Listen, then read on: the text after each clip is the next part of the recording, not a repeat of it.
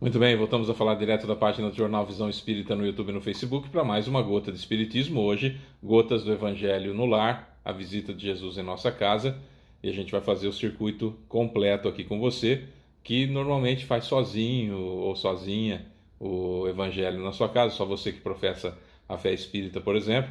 Então aí a gente ajuda, a gente está junto. Eu mesmo, quem não tem muita intimidade com os textos evangélicos, os trechos do evangelho para comentar, enfim. Então a gente faz tudo junto, né? Você coloca a água aí na sua casa, a gente tem a água aqui, a gente faz o circuito completo, oração inicial, aí a gente faz a leitura edificante, a gente pega um livro, eu escolhi o livro Escrínio de Luz, do Emmanuel por Chico Xavier. Hoje caiu o tema delinquência, e depois a gente já leu o Evangelho segundo o Espiritismo. Hoje caiu o capítulo 19. A fé transporta montanhas. O item é a fé humana e a divina. A fé humana e a divina, capítulo 19. Certo? Aí no final a gente faz a oração final já fluidificando a água. Eu fluidifico a minha aqui, você fluidifica a sua aí. Na realidade nós somos instrumentos, né, instrumentos através do qual o plano espiritual, Jesus e seus prepostos, vão fluidificar a água. Certo? Então vamos lá, fazer o circuito completo. Comecemos então. Antes, porém, só avisando, se você puder compartilhar, se você puder dar o joinha, né, lá no Facebook, dar o joinha lá no YouTube, se puder fazer um comentário, oi, tá bom, oi, só um comentáriozinho. Quanto mais comentários tiver, mais curtidas, mais joinhas tiver, mais compartilhamento tiver, tanto o YouTube quanto o Facebook, sugerem para outras pessoas. E já imaginou chegar isso nas mãos de alguém que precise fazer o Evangelho, que seria interessante cair exatamente isso aqui para a pessoa, né? Você vai estar prestando um bom serviço ao Espiritismo, né? E nós não ganhamos nada com isso. Então você fazer o seu joinha, você fazer o comentário, você se inscrever no canal, você compartilhar, não é para nós ganharmos dinheiro, é para divulgação da doutrina espírita, tá bom? E não custa nada para você apertar um botão, né? Vamos lá então. Primeiramente, vamos elevar o nosso pensamento até Jesus, pensar em Jesus como você o conhece. Ninguém chega ao Pai senão por mim, foi o que disse Jesus. Então, para que nós cheguemos a Deus, não vamos pensar em natureza, como se pensa em Deus, não dá. Então vamos pensar em Jesus, que de uma forma ou de outra a gente tem uma imagem na nossa mente que remete a Ele, o nosso pensamento. Então vamos invocá-lo, vamos nos colocar em comunhão com Ele, né? Então vamos lá. Elevemos o nosso pensamento até Jesus. Senhor Jesus, querido Mestre e amigo, Deus Pai Todo-Poderoso, amigos benfeitores espirituais, mentores espirituais que nos acompanham, estão sempre conosco, nosso anjo da guarda ou guia espiritual, nosso muito obrigado também pela presença. Somos mais de dois, Senhor Jesus, reunidos em Teu nome, então sabemos necessariamente que o Senhor conosco está, e desde já muito obrigado. Na sessão de agradecimento, Senhor, gostaríamos de agradecer por tudo de bom que nos aconteceu na última semana, agradecer também por tudo de ruim que não aconteceu na última semana e, claro, agradecer também, embora não tão de coração ainda, pelas nossas imperfeições, mas já com o desejo de que assim seja, agradecer por tudo de ruim que também nos aconteceu durante a última semana. Gostaríamos, mestre, no quesito de pedido, sugerir ao Senhor e solicitar, implorar essa realidade, que o Senhor estivesse conosco nesse momento, que fizesse parte do nosso Evangelho e que o Senhor não olhasse as nossas imperfeições, mas a fé que anima o coração de cada um de nós, o desejo de ser útil, o desejo de servir, a vontade de fazer o certo em vez do fácil, o desejo de abandonarmos o homem velho e adotarmos o homem novo, refeito pelo Evangelho, seguidor do Cristo, que é o que precisamos ser. Assim sendo, Senhor Jesus, sabedores da sua presença em meio a nós e principalmente já gratos pelo acréscimo de misericórdia que o Senhor nos concede, damos por iniciado o nosso Evangelho no lar, nesta noite, nessa manhã ou nessa tarde. E que assim seja. Bom, vamos lá. Na leitura edificante do livro Escrínio de Luz, o item que caiu foi delinquência. Então vamos lá.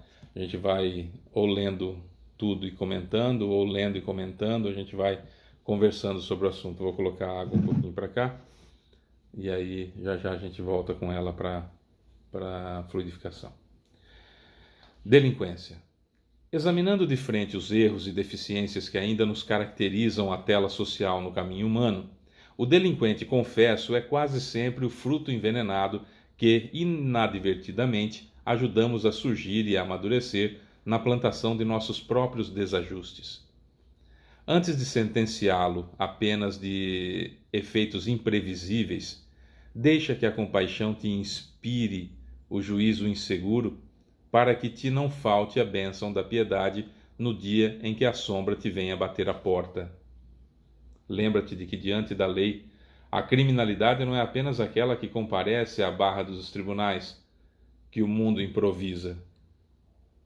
Recorda quantas vezes, antes de eu entrar aqui, a ideia da delinquência, nós entendermos que precisamos ser indulgentes com as imperfeições dos outros. Indulgente com as imperfeições dos outros não quer dizer que nós devamos passar a mão na cabeça da pessoa e permitir a delinquência, não levando à justiça, não levando aos tribunais, por uma ideia de complacência, que é diferente de indulgência. Complacência eu relevo e estou pouco me lixando o que está acontecendo e deixa ele fazendo mal lá. Não, indulgência é entender que aquela pessoa ainda não atingiu o grau de evolução que lhe impeça naturalmente de cometer aqueles atos, que precisa responder pelos seus atos, mas que eu não devo vingar-me da outra pessoa, eu devo entender o que a levou a cometer aquilo, treinando, evidentemente, sempre, né? Treinando, até que seja natural que eu encontre na outra pessoa sempre o atraso moral que o levou àquela situação, e que nós, que abominamos aquele mal que vemos o outro cometendo, é porque já o cometemos, já criamos aversão aqui dentro e já somos incapazes de cometer, mas já cometemos. Então a indulgência faz com que eu não julgue o outro, que eu entregue à justiça para que ele realmente arque com as consequências, com as responsabilidades, mas que eu não me vingue, que eu não queira ser eu a justiça. Esse é o ponto de diferença, tá? Recorda quantas vezes aniquilamos a esperança do companheiro com a palavra insensata, em quantas ocasiões, agora, antes eu vou ler de novo, tá? Lembra-te de que, diante da lei, a criminalidade não é apenas aquela que comparece à barra dos tribunais que o mundo improvisa. Lembre que, diante da lei divina e natural, a criminalidade e a delinquência não é só aquilo que a gente vê que o sujeito é passível de ser preso. Muitas vezes a gente faz um monte de situações, a gente age de um monte de formas que são tão ou mais graves do que os crimes puníveis pela lei e que são de ordem moral e que a gente não se percebe disso. E o ponto do estudo é justamente esse. Olha, presta atenção, antes de ficar julgando o outro que cometeu um ato, presta atenção em quantas vezes você já não fez coisas piores ainda. E essa análise, esse autoconhecimento faz com que nós sejamos mais indulgentes com as imperfeições dos outros. Então é extremamente importante. A forma mais eficaz de evoluirmos é, evidentemente, a resposta do Livro dos Espíritos, como um sábio da antiguidade já vos disse, conhece a ti mesmo. Certo? Então, quando eu me conheço, quando eu descubro que eu cometo faltas tão ou mais graves do que aqueles criminosos que eu condeno, eu então acabo sendo indulgente para com o outro. A lei tem que ser cumprida, ele tem que arcar com as consequências, não é isso que a gente está falando. Mas como eu vejo, a maneira como eu olho o outro muda bastante. Então, por exemplo, recorda quantas vezes aniquilamos a esperança do companheiro com a palavra insensata.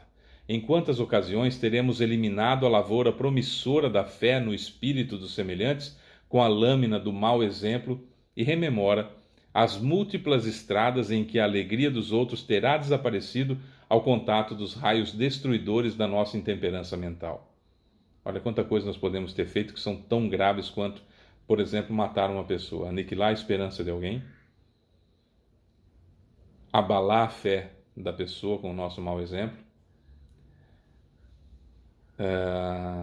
raios destruidores da nossa intemperança mental que simplesmente aniquilam a alegria que existe nas outras pessoas quando a gente é tóxico para alguém. Olha que interessantíssima essa parte aqui, ó. Não ouvides, não esqueças, o furto impensado que em muitas circunstâncias impomos a quem trabalha na fraternidade e na paz, subtraindo-lhe o tempo. A gente nunca pensou nisso, né? Relaciona o roubo da tranquilidade e do pão que infligimos a todos os que nos sofrem a pressão do egoísmo. E não te esqueças da lama invisível que em tantas ocasiões arremessamos inconscientes e irresponsáveis ao nome alheio, quando aderimos sem perceber ao propósito escuso de quantos navegam na corrente lodosa de lodo de que se derramam injúria e maledicência. Então, quando a gente fala mal de alguém, a gente fala mal dos outros, né? Ocasiões em que arremessamos inconscientes e irresponsáveis ao nome alheio, lama invisível. Isso é gravíssimo, é um roubo da tranquilidade da pessoa. É um furto impensado que em muitas circunstâncias impomos a quem trabalha na fraternidade, furtando o tempo dessa pessoa, que a gente não percebe. São coisas simples, aparentemente. Olha só, diante do irmão que a penitenciária corrige ou que o cárcere acolhe, meditemos na misericórdia divina que nos impediu a delinquência direta, sempre viva em potencial nas nossas emoções enfermiças, e em testemunho de gratidão e de entendimento sejamos para o amigo na prova do reajuste, o sirineu que ajuda e compreende, para que sejamos em verdade com a lição de Jesus. Sirineu é o sujeito que carregou a cruz de Jesus. Jesus tinha caído já algumas vezes e na realidade não se levava a cruz, se levava o madeiro, a parte assim da cruz, e com os braços assim, com ela no pescoço, por isso que ele quebrou o nariz, porque caiu e amassou a cabeça dele no chão e tal. E aí se erguia esse madeiro e se encaixava na haste que ficava em pé, né? Essa é uma das explicações. E aí, como Jesus não tinha caído, estava muito ensanguentado, tinha perdido muito sangue, não estava aguentando mais, pegaram esse sujeito que estava ali, e aí você, vem cá, você que é sirineu, né? Vem cá e carrega isso aqui.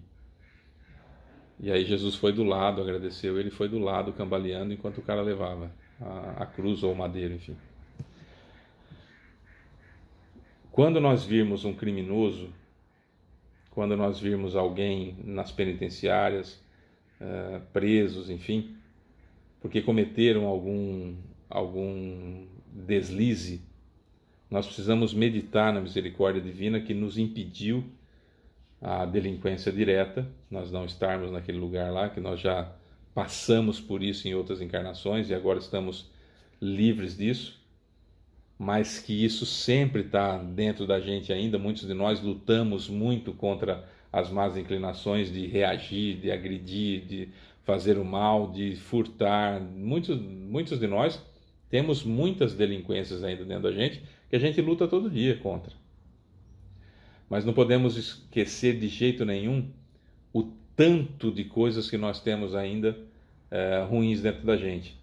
Para os nossos filhos, por exemplo, que a gente às vezes não percebe, uma palavra que a gente faz num rancor que a gente está, numa dificuldade, num estresse que nós estamos, uma palavra que a gente fala para o nosso filho e nossa filha naquele momento em que as esperanças dela ou dele estão todas ali na gente, uma lama invisível que a gente joga ali, a gente mata o sonho da pessoa.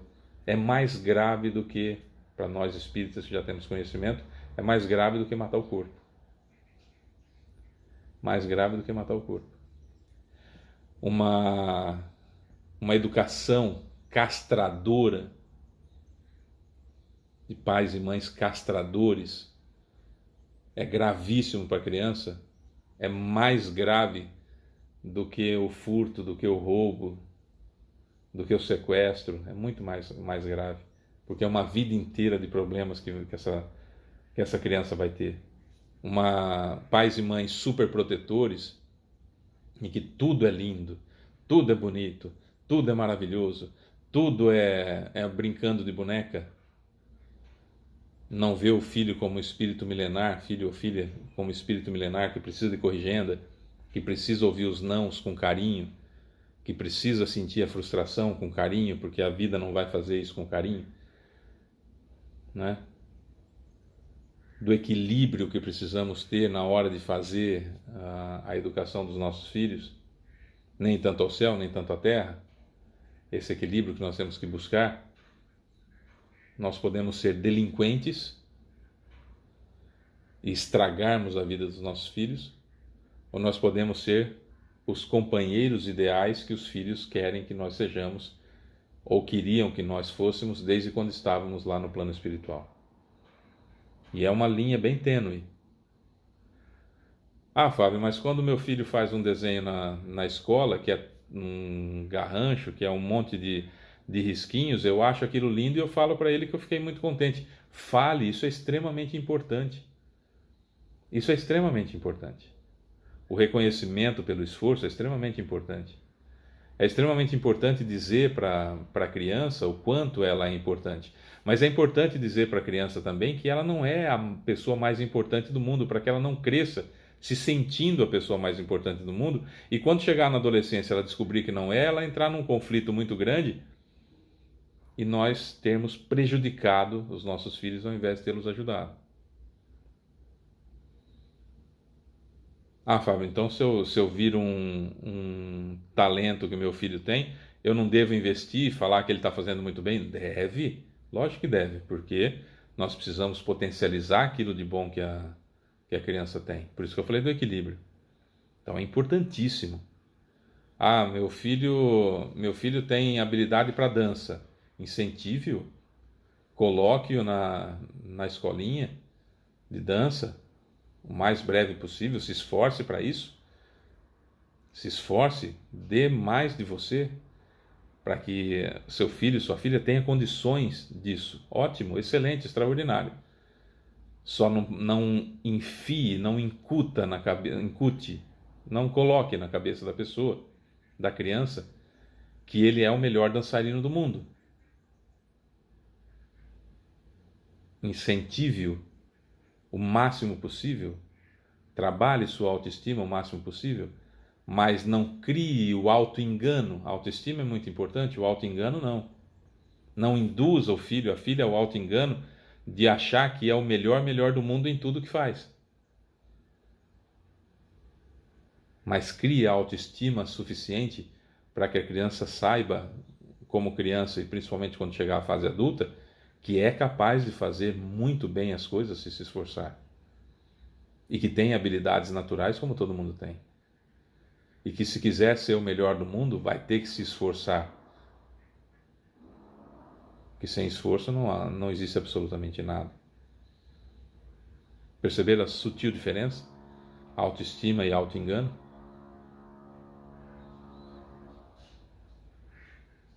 Autoconfiança é você instruir quem está junto com você, quem vive com você, induzir essa pessoa a entender-se, a conhecer-se, a saber de suas limitações e lutar contra elas.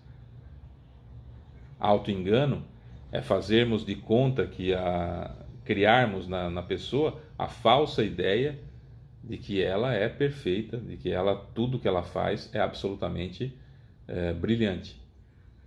A criança trouxe aos 4 aninhos da escolinha ou fez um desenho que não tem forma nenhuma, mas na cabeça dela foi o que ela viu de você.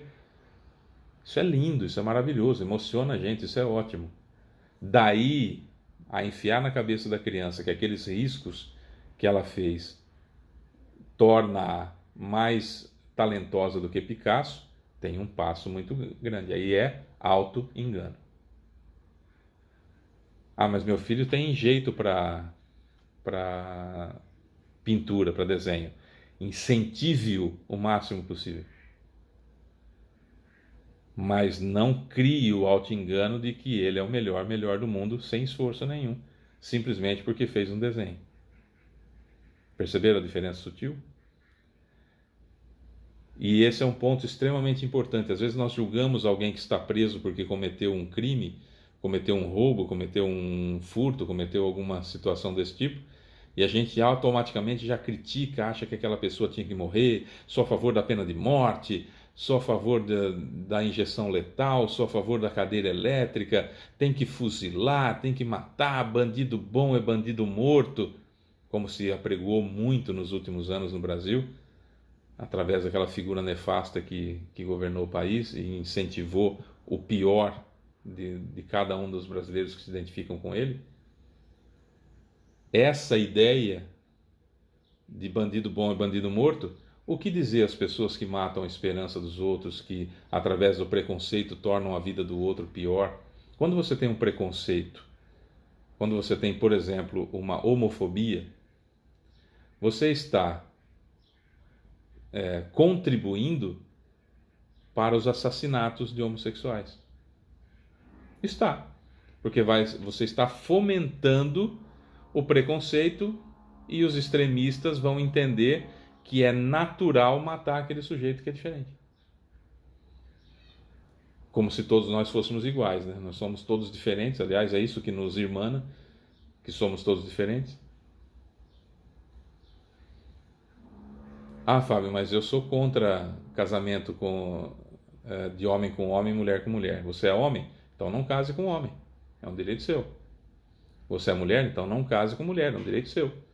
Agora os outros fazem o que quiserem da vida deles, você não tem nada a ver com isso. Por que matar a esperança do outro? Por que matar a expectativa de vida do outro? Por que matar o futuro do outro, colocando-o em risco com a sua homofobia, para que os extremistas possam, inclusive, agir daquela forma? Isso com a xenofobia, isso com a gordofobia, isso com o racismo,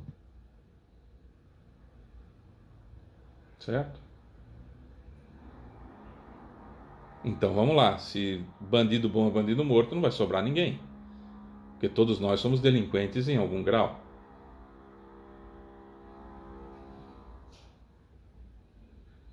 Entenderam? A fé humana e a fé divina, capítulo 19 do Evangelho segundo o Espiritismo. Item 12. Isso aqui é atribuído a um espírito protetor, foi trazido a nós em 1863, na cidade de Paris. No homem, a fé é o sentimento inato de seus destinos futuros. É a consciência que ele tem das faculdades imensas depositadas em germem no seu íntimo, a princípio em estado latente, e que lhe cumpre fazer que desabrochem e cresçam pela ação de sua vontade. Até o presente, a fé não foi compreendida senão pelo lado religioso, porque o Cristo a exaltou como poderosa alavanca e porque o tem considerado apenas como chefe de uma religião.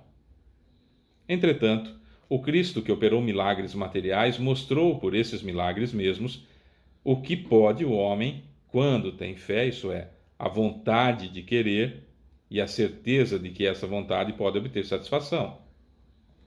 Também os apóstolos não operaram milagres seguindo-lhe o exemplo? Ora, que eram esses milagres senão efeitos naturais cujas causas os homens de então desconheciam, mas que hoje em grande parte se explicam e que pelo estudo do espiritismo e do magnetismo se tornarão completamente compreensíveis. A fé humana ou divina, conforme o homem aplica suas faculdades à satisfação das necessidades terrenas ou das suas aspirações celestiais futuras. Isso é o que difere a fé humana ou divina. O homem de gênio, que se lança à realização de algum grande empreendimento, triunfa, se tem fé, porque sente em si que pode e há de chegar ao fim colimado, certeza que lhe faculta imensa força. O homem de bem, que crente em seu futuro celeste deseja encher de belas e nobres ações a sua existência, aure na sua fé, na certeza da felicidade que o espera, a força necessária. e ainda aí se operam milagres de caridade, de devotamento e de abnegação. Enfim, com a fé não há maus pendores que não chegue a vencer, que não se chegue a vencer. O magnetismo é uma das maiores provas do poder da fé posta em ação. É pela fé que ele cura e produz esses fenômenos singulares, qualificados outrora de milagres. Repito, diz o Espírito Protetor, a fé é humana e divina.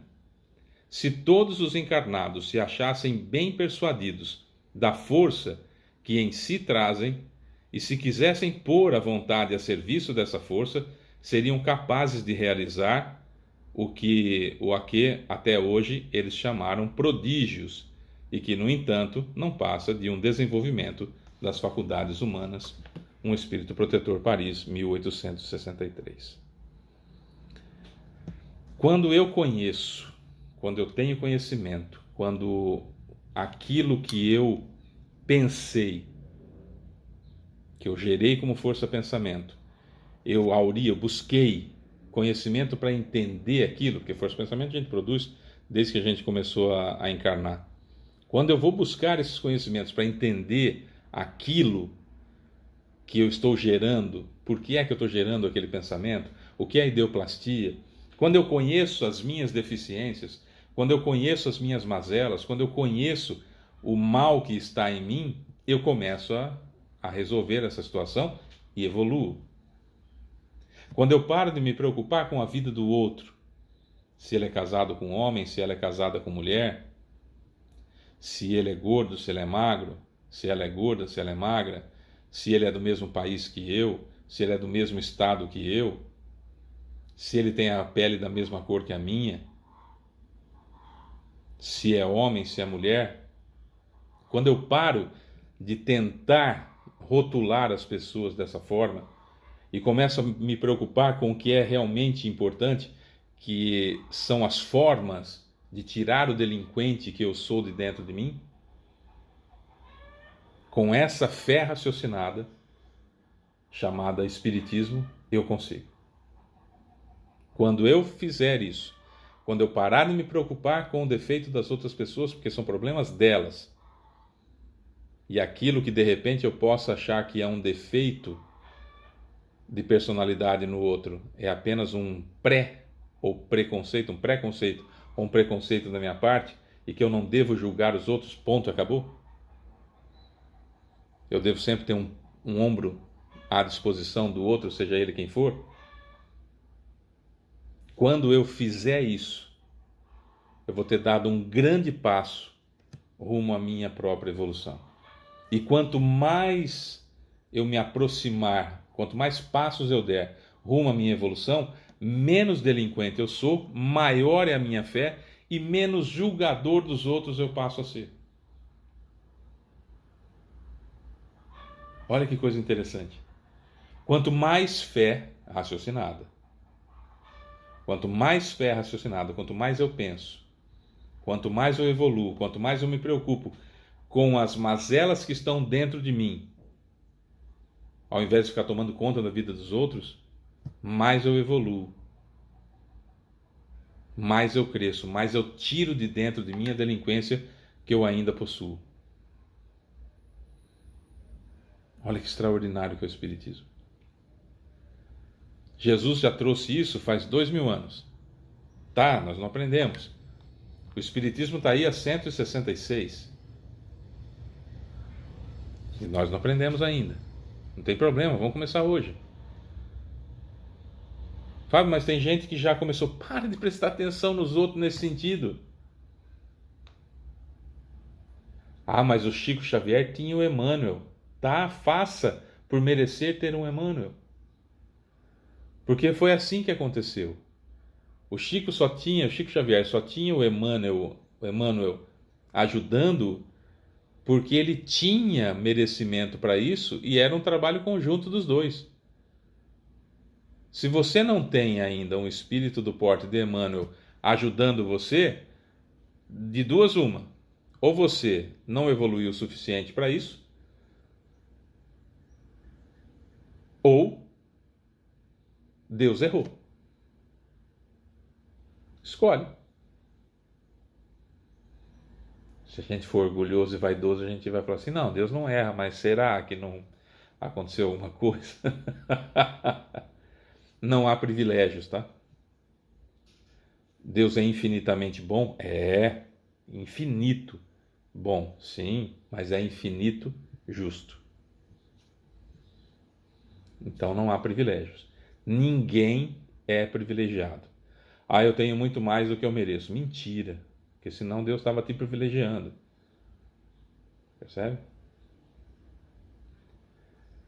Essa ideia de que eu tenho mais do que eu mereço é auto-engano, não é humildade. Essa ideia de que eu sou privilegiado é auto-engano, não é autoestima. Essa ideia de que eu tenho o direito de julgar as outras pessoas pelo que eu acho certo que elas deveriam fazer é vaidade, não é evolução. Porque quanto mais evoluído, menos se julga. Isso é importante. Os espíritos mais evoluídos são os que menos julgam a gente. Porque quanto mais eu estou evoluído, mais eu descubro que eu tenho um monte de coisa para trabalhar dentro de mim, delinquências gravíssimas para trabalhar dentro de mim, que eu não tenho o direito de levantar o dedo para alguém. Aqui cabe exatamente aquela frase de Jesus quando trouxeram-lhe uma mulher adúltera que havia sido apanhada em adultério, sozinha, né? Ela estava adulterando sozinha, mas enfim. Havia sido apanhada em adultério e mandava a lei que a mulher deveria ser apedrejada até a morte em praça pública. E trouxeram-na para Jesus. Ó, essa mulher foi pega em adultério, o que você fala? Tudo isso que nós estudamos até agora e muito mais, ele falou nessa frasezinha. Ele levantou os olhos e disse: aquele que não tiver pecados, que atire a primeira pedra. E abaixou e continuou escrevendo no chão. Ele chamou a responsabilidade. Olha, sério mesmo, sério. Você está julgando tanto essa mulher que ela foi adúltera, mas e a sua delinquência? E tudo que você é culpado, desde a maledicência, desde a injúria, desde essa lama invisível que se joga em cima das outras pessoas, do furto que a gente tira do tempo da outra pessoa, do roubo da tranquilidade, através do nosso egoísmo, da toxicidade do nosso contato com a outra pessoa, que a gente acaba matando a outra pessoa em vida, quando a gente mata a esperança de alguém, quando a gente cria um filho errado, que moral eu tenho para chegar e falar que tem que apedrejar a outra lá porque ela cometeu adultério? Jesus falou que se eu olhar para uma outra mulher ou para um outro homem com desejo no meu coração, eu já cometi adultério? Mas que moral que eu tenho para chamar a atenção do outro? É esse o ponto. É esse o ponto. Diante do irmão que a penitenciária corrige ou que o cárcere acolhe, meditemos na misericórdia divina que nos impediu a delinquência direta, sempre viva em potencial nas nossas emoções enfermiças, e em testemunho de gratidão e de entendimento, sejamos para o amigo na prova do reajuste o sirineu que ajuda e compreende, para que sejamos em verdade com a lição do Cristo, com a lição de Jesus.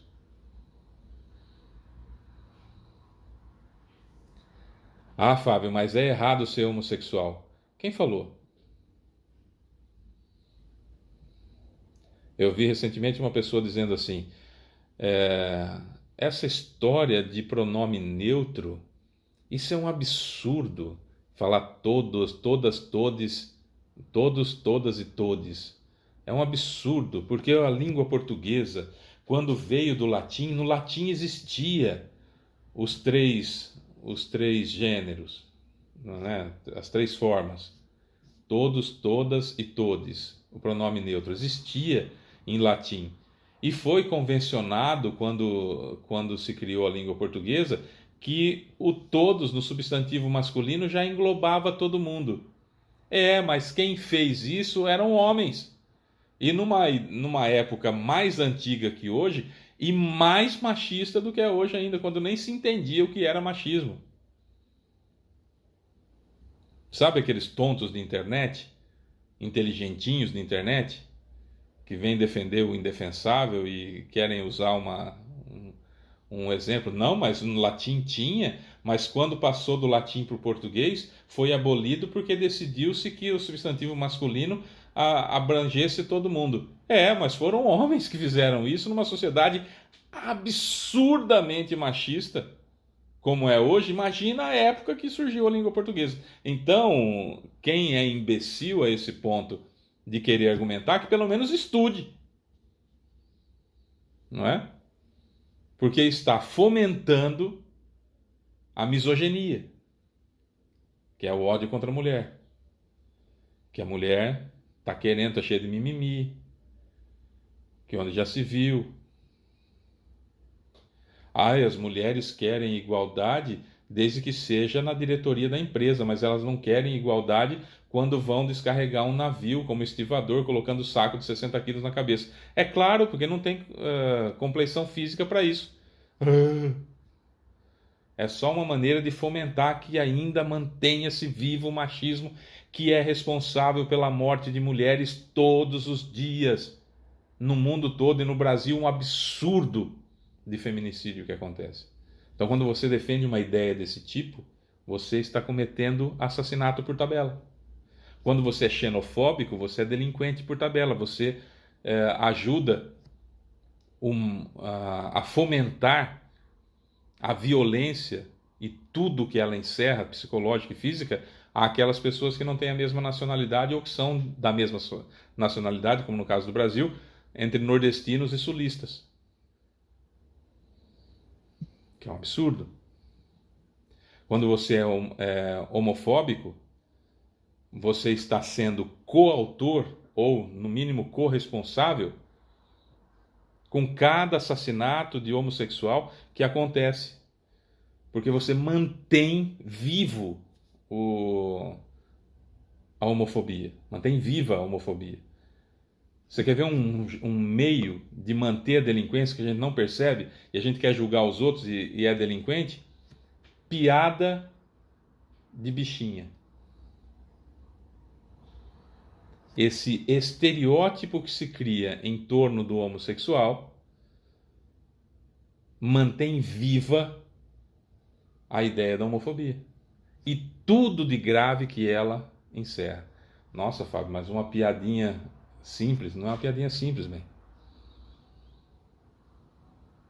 É uma ridicularização que cria violência. E você é corresponsável. Então, nós estamos estudando delinquência? Estamos estudando delinquência. Então, eu sou delinquente ou não sou delinquente. O auto-engano, eu quero dizer que eu não sou. O autoconhecimento me faz buscar a fé raciocinada, a fé humana, de entendimento para a compreensão da fé divina. E para que eu, através da fé humana, através da fé divina, elimine o máximo de delinquência de mim possível. Autoconhecimento, evolução. Auto-engano, estaciono e não evoluo.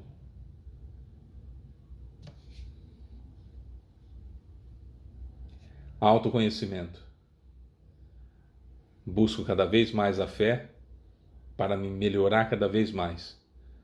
Auto-engano, a fé é desnecessária porque eu já estou num estado de conforto e o conforto me mata. É isso. Eu não falei nenhuma vez, então eu preciso falar, porque é de lei falar. Porque, afinal de contas, como diz no capítulo 17 do Evangelho segundo o Espiritismo, reconhece-se o verdadeiro espírita por sua transformação moral e pelos esforços que faz para domar suas más inclinações.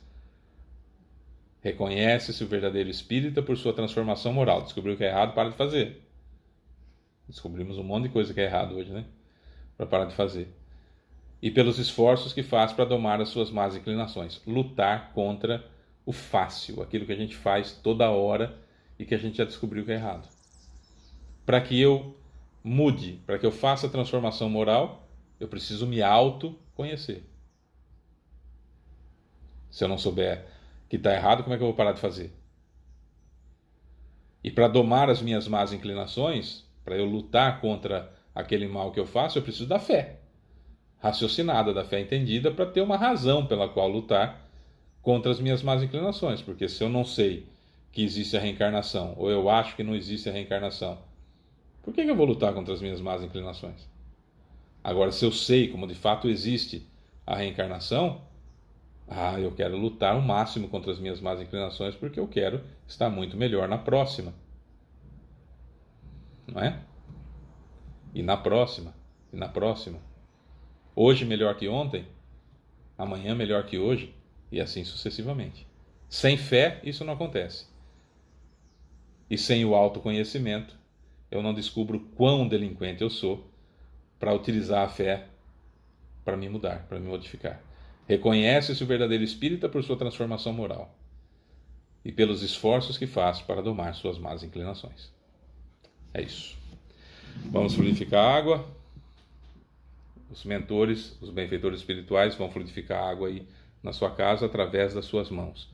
Os fluidos vão entrar pelo seu chakra coronário, vão metabolizar em você e vão sair pela sua mão. Precisa esticar a mão? Não. É do meu perispírito para lá. Não precisa. É igual o passe. Passe também não precisa esticar a mão. Mas se você não esticar a mão, alguém pode achar que não tomou passe. Né? Então estica a mão. Então estica a mão, não cria caso. Né? E aqui precisa destampar? Não, não precisa destampar, porque o fluido que está saindo é etéreo, por que vai destampar? Não há necessidade. Então deixa tampadinho, direitinho, sem problema nenhum. Estica a mão, pensa na forma que está saindo, e eles vão sair, esses fluidos, e vão fluidificar a água e mudar o teor da água. Isso é fato. Isso vai acontecer. Tá bom? Então vamos lá. Senhor Jesus, querido mestre e amigo, Deus Pai Todo-Poderoso, benfeitores espirituais, nosso guia espiritual, muito obrigado pela visita, muito obrigado pela estada conosco, muito obrigado pelo aprendizado e muito obrigado pela oportunidade de eliminarmos de dentro de nós os delinquentes que ainda somos e obrigado pela fé raciocinada que nos proporciona através do Espiritismo para que a gente possa então lutar contra as más inclinações e fazer a transformação moral o quanto antes. Muito obrigado por tudo isso, mestre querido. Muito obrigado por tudo isso, mentores amigos que nos ajudam, guia espiritual e, claro, Deus Pai Todo-Poderoso. Gostaríamos, Senhor Jesus, além da sessão gratidão, de mais uma sessão pedidos, que o Senhor não olhe nesse momento a nossa imperfeição, mas a fé que cada um de nós traz no coração, o desejo que a água receba os eflúvios necessários, os ingredientes necessários para o refazimento do corpo espiritual, do perispírito, e também diante de um pedido especial que cada um de nós formulamos nesse momento, em sua mente, em favor de alguém.